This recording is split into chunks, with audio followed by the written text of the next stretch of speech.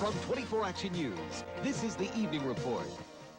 This is the way most newscasts at 24 Action News begin. But the newscast is the result of a lot of people working very hard all day long. Let's back up and spend some time covering a news story. It's early in the morning. Action News Capital reporter Jeff Wool and assignments editor Jim McNabb talk about what assignments need to be covered. As of right now, there's nothing solid now.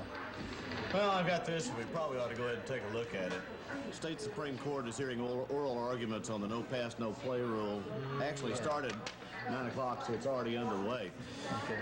So we better jump right on it. Okay, who do we have to shoot? You can take Danny Rojas with you. Okay, real good. We'll get on to it then. Thanks. Jeff and cameraman Danny Rojas head for their assignment at the state Supreme Court building. This is just like what all of the other reporters and photographers at 24 do every day when they go out and cover a news story. At the state Supreme Court building, there are lots of other reporters and camera people who work for other television stations. Jeff gets the information he needs for his story. Danny uses his camera and video tape recorder to get the story on tape.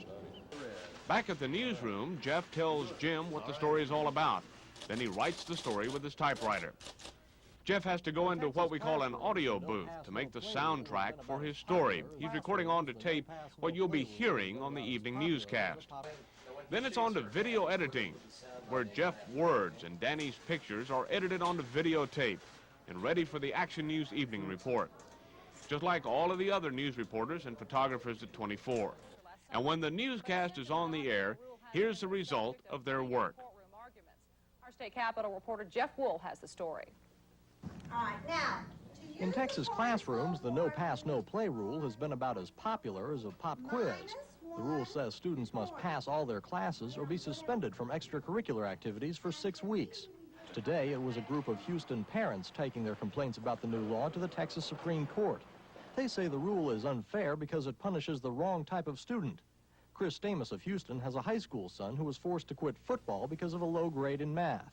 We're only punishing those students who want to participate, who want to do something with their time, whether it be government, clubs, drama clubs, band, football, you name it. And I think we need to address the entire issue and not just single out those students who are in extracurricular activities. I think that argument is nonsense. Dave Richards is the state's attorney in the case. If a person opts out of extracurricular activities, they opt out of the rule, and that's an opportunity for the student to make their own choice. I mean, they make the choice. If they do not want to participate in extracurricular activities, the rule has no impact on them. Still, the parents say they want the no pass, no play rule thrown out, or at least rewritten to affect everyone. The Supreme Court should have a decision on this case within about a month, but that will by no means bring an end to the no pass, no play controversy. Stamos and other parents say that because Texas is the only state with a no pass, no play rule, the U.S. Supreme Court may be interested in hearing their case if they can't get any satisfaction here.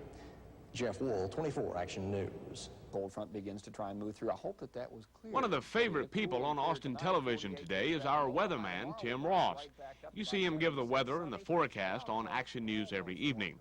We've asked Tim to take you on a tour of the 24 Weather Center. Tim? And with that, we'll have some warmer. Hello, I'm Tim Ross in the 24 Weather Center from 24 Television. They call me a weatherman sometimes. Sometimes they call me a meteorologist. And I got to tell you, sometimes when the weather doesn't do what they want it to do, they call me a few other things. But generally speaking, I'm a meteorologist. I'm kind of in charge of our 24 Weather Center. Basically, it's a small room filled with lots of fancy equipment so we can figure out what the weather's going to do.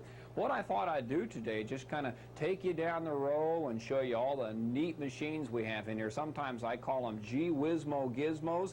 I'm going to show you all these gee-whiz-mo gizmos and kind of try to explain in an easy way what they do for me and in turn what that helps you see on television. The first machine we have right here in front of me, this is right behind a lot of maps we have on the wall, and these maps, I got to start with the maps, I guess. The maps have things like the old Round Rock shown and Leander, so if I go out to a school or whatever and just want to know my way around town, I can look on the maps. Or sometimes we hear people call in, like say they call in from Leander and say, there's a storm up here, Mr. Tim, please look at your radar. I can look on the map and I can see where the storm is and I can see how close that is to you, so I can get on TV and tell you either got to be careful or that the storm's a long ways away and you don't have to worry. But generally speaking, weathermen have a lot of different maps that they look at. Now, the first machine is called the NAFAX machine. Now, that's just a little word that stands for National Facsimile. That's nothing you have to know. Essentially, what this machine does is gives me all kinds of different maps of what the atmosphere is doing,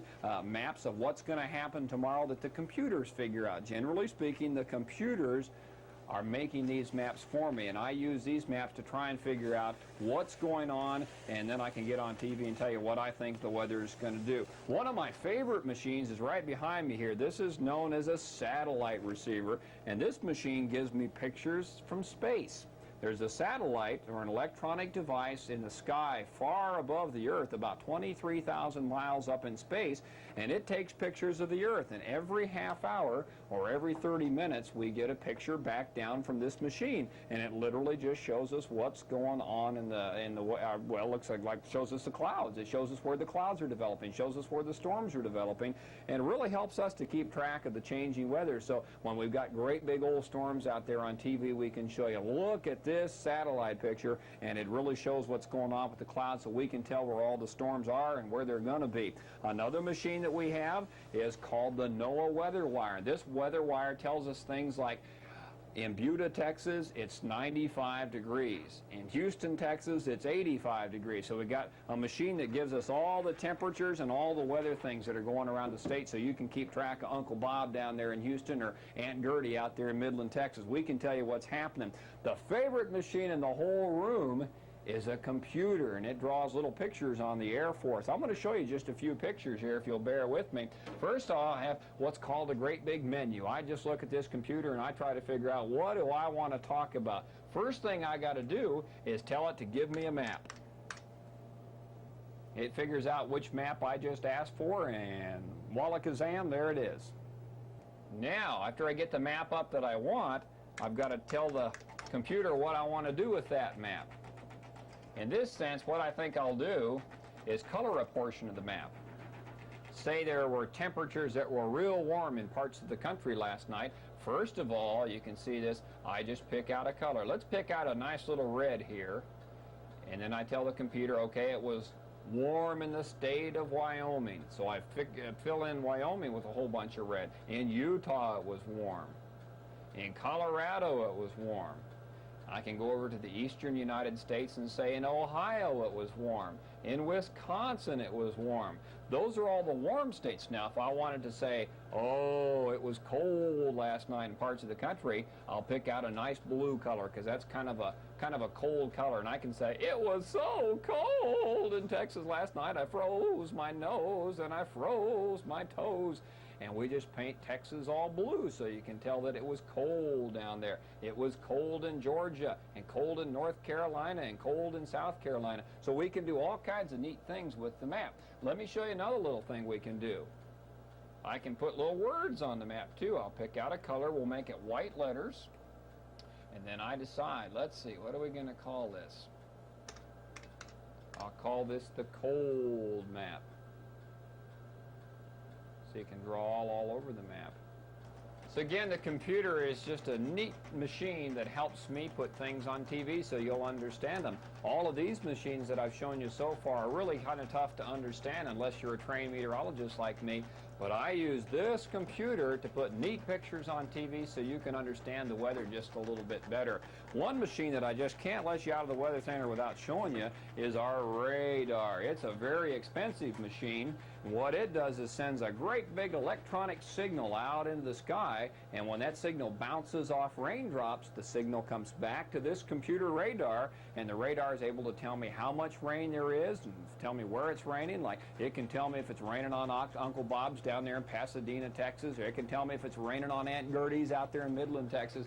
So it's a pretty neat machine. When we talk about radar, we're talking about this machine, and it keeps track of where the rain is for us. So that's kind of a quick tour of our 24 Weather Center, and I hope it helps you understand the machines we use to try to keep track of the weather. We use all these neat gee-whiz-mo, gizmo, neato machines to try and figure out what the weather's going to do, and I got to admit, sometimes we blow it. Sometimes we say it's going to be sunny, and it rains, and sometimes we say it's going to rain, and it turns sunny, and we get in all kinds of trouble, but we do the best we can. Sometimes I guess you make mistakes, sometimes your teacher makes mistakes, and sometimes, yep, the old weather guy makes mistakes too.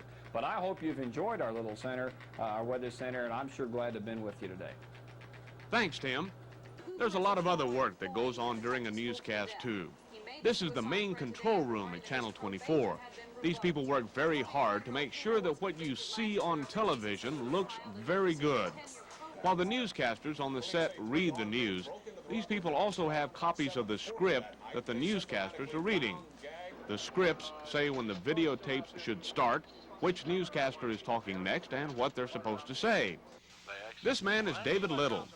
The rows of brightly colored buttons in front of him controls everything that you see on your television screen.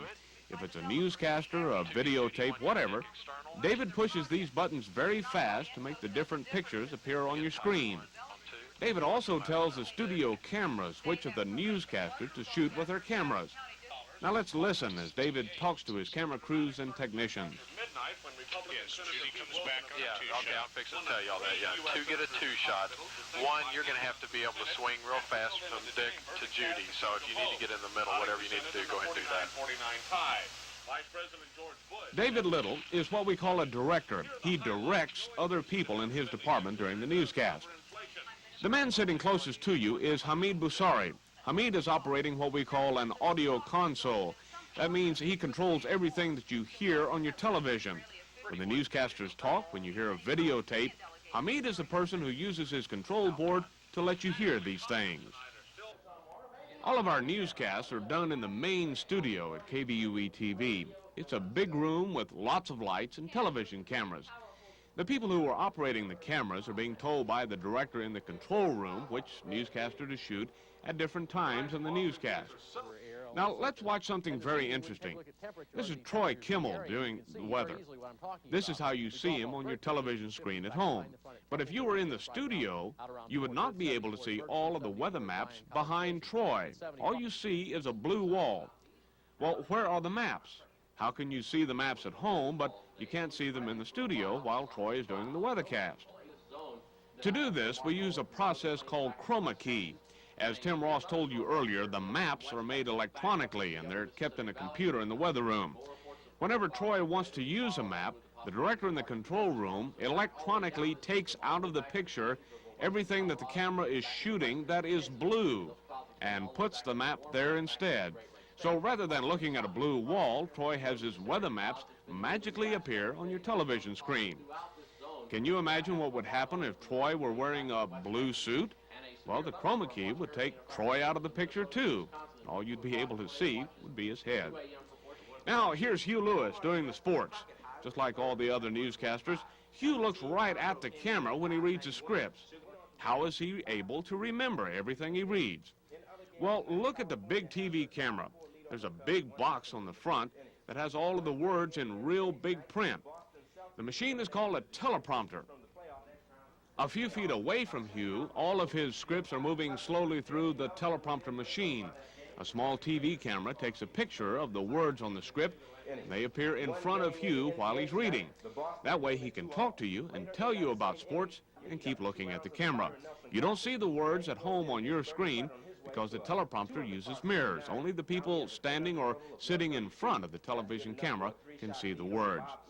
Ready, one deck external. Keep a close watch on Hoover tonight. Out one. So now when you go home and watch a television newscast, you know that there's a lot more going on than you can see on your television at home.